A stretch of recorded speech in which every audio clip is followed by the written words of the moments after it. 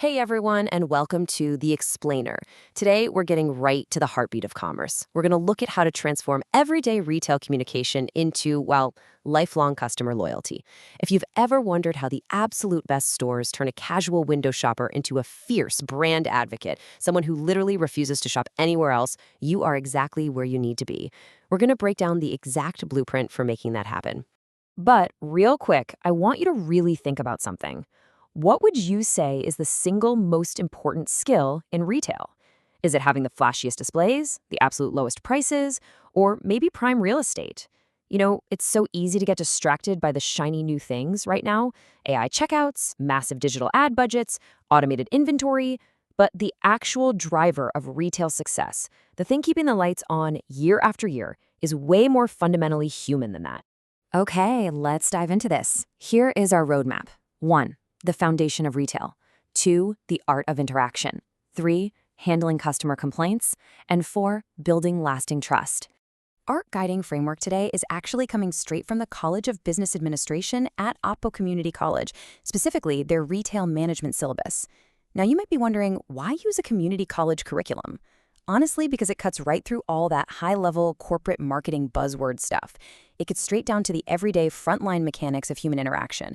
It's the exact foundational material used to train managers on the actual realities of the retail floor, which makes it a perfect grounded lens for us to look through. Section 1. The foundation of retail. Right out of the gate, we've got to clarify a massive distinction: the difference between communication and customer relationships. According to our source, communication is simply the exchange of info before, during, and after a purchase. Communication is your tool. Customer relationships, though, are the ongoing connections you build through that interaction. The relationship is the result. It's kind of like building a house, right? The communication, that's your hammer, your nails, the blueprints, the physical labor. The relationship is the finished home where the customer actually wants to stay and come back to. You absolutely cannot get the house without mastering the tools first. So why is this communication piece so vital? Well, the curriculum lays out 4 specific pillars, and they really act like a chain reaction. Number 1 is building trust, communicating so well that the customer knows you're reliable. When you hit that, you trigger number 2, improving customer satisfaction. This isn't just about the product working, it's about meeting their emotional expectations. And high satisfaction naturally rolls right into number 3, enhancing the customer experience. This is their whole vibe from the parking lot to the register. And finally, that great experience virtually guarantees number 4, encouraging repeat purchases, getting them to buy from you again. So effective communication isn't just small talk, it's a highly strategic process designed to hit these exact metrics. Section 2. The art of interaction.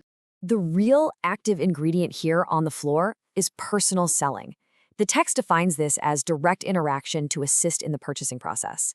And I really want to emphasize that word assist. Modern consumers, they absolutely reject those pushy, high-pressure salespeople, but they desperately crave helpful assistance.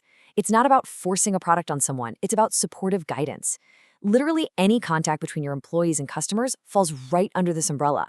Let's visualize this. Imagine a shopper walking into your store right now. The curriculum maps out 4 chronological steps for this, and your tone actually needs to shift for each one.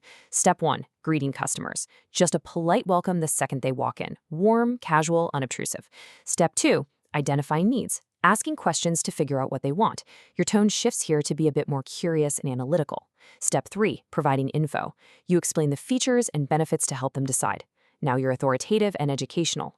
And finally, step 4, closing the sale, encouraging them to finalize the purchase. The magic here is that if you did the first 3 steps right, this doesn't feel pushy at all. It just feels like the natural, inevitable conclusion to a really great conversation. Section 3, handling customer complaints. Now, we all know retail isn't always smooth sailing. When a customer is upset, the stakes are super high. But the Oppo Community College material gives us a really empathetic 6-step recovery method. Let's walk through it, because every single step matters. First, listen actively. Give them your full attention, don't interrupt, just let them vent. Second, apologize sincerely. You're not necessarily admitting legal fault here, you're just validating their frustration is real. Third, clarify and investigate. Ask questions to get the facts straight before you act. Fourth, provide a solution.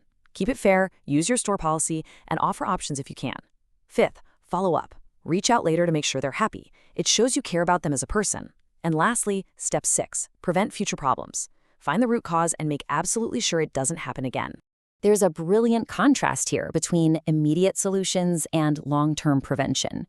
Immediate solutions, like offering a replacement, a refund, a discount, that's for the customer standing right in front of you. You got to put out that fire right now.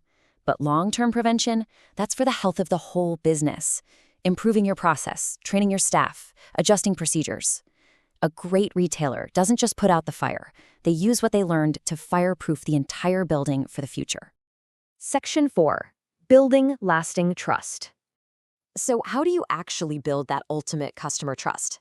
The academic material distills it down to 3 core behaviors: being honest in communication, providing consistent service, and handling complaints properly.